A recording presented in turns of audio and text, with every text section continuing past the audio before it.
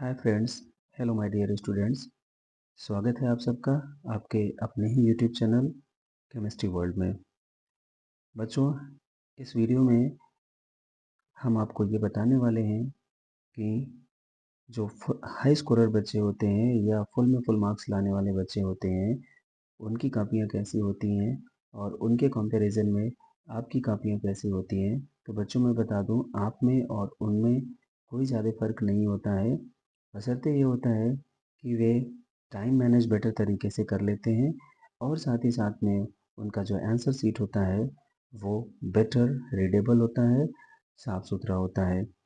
बाकी आप में और उनमें कोई बहुत ज़्यादा अंतर नहीं होता है।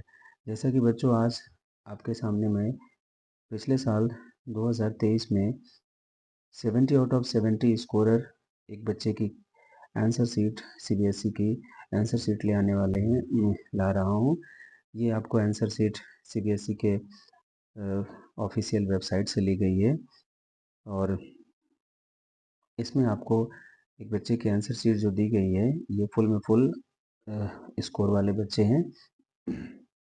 देख सकते हैं सेक्शन ए में ऑब्जेक्टिव क्वेश्चंस को केवल सिंपल तरीके से इन्होंने क्या करा है, आंसर नंबर जो है, जैसे आंसर नंबर फर्स्ट का ऑप्शन ए सही है, ऑप्शन ए लिखा। ऑप्शन ए के अंदर में जो भी कंटेंट लिखा गया है, टेक्स्ट लिखा है, लाइक ऑप्शन ए का ऑस्मोटिक प्रेशर, ऑप्शन ए में ऑस्मोटिक प्रेशर था तो उन्होंने सिंपली ऑस्मोटिक प्रेशर लिखा। अगर आप कॉन्फिडेंट हैं तो आप कंटेंट को लिखें, अदरवाइज केवल आप ऑप्शन ए का फर्स्ट का ए सही है तो इतना लिख देंगे, तब भी कोई ज़्यादा दिक्कत वाली बात नहीं आएगी। बशर्ते आप ये करिएगा कि हर एक आंसर के बाद में कम से कम एक लाइन का गैप रखें, जिससे कि वो देखने में साफ सुथरा लगेगा। और इस तरीके से आप देख सकते हैं बहुत ही ज़्यादा इजी वे में लिखा गया है, लेकिन हर चीज़ें बहुत ही ज़्यादा क्लीन है, क्लियर है और ऑडिट ये आपका रीडेबल है, क्योंकि इसकी एक फ़ोटोकॉपी यहाँ पर आपको शीट दी गई है, फ़ोटोकॉपी है, इसलिए ऐसा आपको लग रहा होगा कि थोड़ा-सा ब्लर सा दिख रहा होगा, लेकिन मैं उसको ज़ूम करके आपको पूरा दिखाने की कोशिश कर रहा हूँ। देख सकते हैं बच्चों, बहुत ज़्यादा डिफरेंट कॉपी ये नहीं है, ये आपके नॉर्मल कॉपियाँ जो आप लिखते हैं उसी जैसी है, लेकिन इसमें एक चीज़ है ख़ास कि ये बिल्कुल अ, आसानी से पढ़ा जा सकता है और क्या उसमें एक्सप्लेन करा गया है उसको भी समझा जा सकता है। तो जो पिछले 2023 तक जो सेशन था या 2023 सेशन तक जो सेक्शन ए होता था, उसमें 18 क्वेश्चन आते थे, जिसमें 14 ऑब्जेक्टिव क्वेश्चन हुआ करते थे और 4 आपके असर्शन रीजन होते थे। लेकिन इस बार से आपको 16 क्वेश्चन आपके एमसीक्यूज आएंगे, जिसमें कि 4 असर्शन रीजन भी शामिल होगा, तो टोटल 12 एमसीक्यूज और 4 असर्शन रीजन होगा। क्वेश्चन नंबर 17 से आपका सेक्शन बी स्टार्ट होगा। पहले सेक्शन बी जो होता था क्वेश्चन नंबर 19 से स्टार्ट होता था। जैसे सेक्शन बी जो होगा आपका 2 मार्क का क्वेश्चन होगा। अब इसमें सेक्शन बी में जैसे क्वेश्चन पूछा गया है कि what is Henry's law and give one of its important application, तो हेनरीज लॉ के बारे में उन्होंने सीधा लिख दिया, Henry law state that solubility of gas in liquid is directly proportional to its partial pressure over the liquid surface and mathematical equation इसका दे दिया, और इसके अंदर मैथमेटिकल इक्वेशन में जो टर्म है उसे समझा दिया गया। और एक एप्लीकेशन, सीधे एप्लीकेशन ऑफ हेनरीज लॉ में एक एप्लीकेशन लिख दिया, दैट इज कार्बोनेटेड वाटर या सॉफ्ट ड्रिंक के बारे में बात यहाँ बताई गई है कि सॉफ्ट ड्रिंक या कार्बोनेटेड वाटर की बोतल जो है हाई प्रेशर पे फिल किया जाता है, क्योंकि प्रेशर हाई होने से सॉल्युबिलिटी बढ़ जाती है। जैसे ही बोतल का ढक्कन खोला जाता है तो उसमें से कार्बन डाइऑक्साइड बहुत तेज़ी से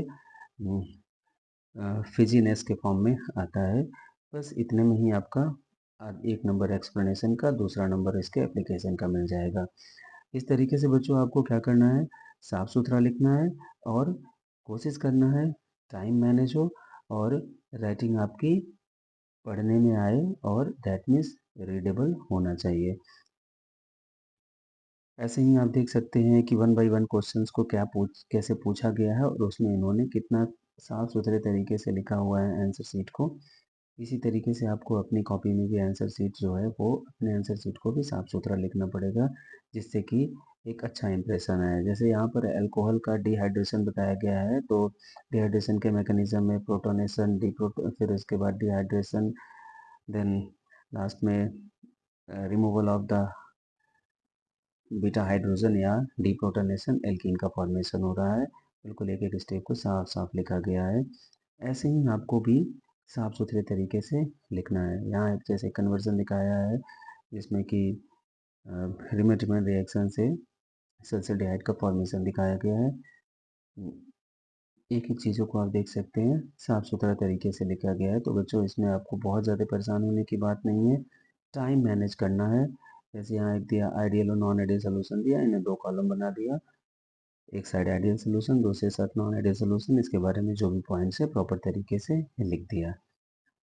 और अब इसी तरीके से आपको साफ सुथरा लिखना है बच्चों। बार बार ये चीज़ समझाई जा रही है, आपको बताई जा रही है। बहुत ज़्यादा हैक्टिक नहीं होना है, बहुत ज़्यादा परेशान नहीं होना है। बस केवल ये ध्यान रख लेना है आपको सब कुछ आता है, आपने पूरे साल पढ़ाई करी हुई है और अच्छे तरीके से चीज़ों को आप मैनेज करें और जहाँ तक हो सकता है साफ सुथरा लिखिए और टाइम को मैनेज करें। कोई भी क्वेश्चन आपको छोड़ना नहीं है, क्योंकि अगर आप कोई क्वेश्चन छोड़ देते हैं तो उस क्वेश्चन का इसमें आपको कोई फ़ायदा नहीं मिलता है।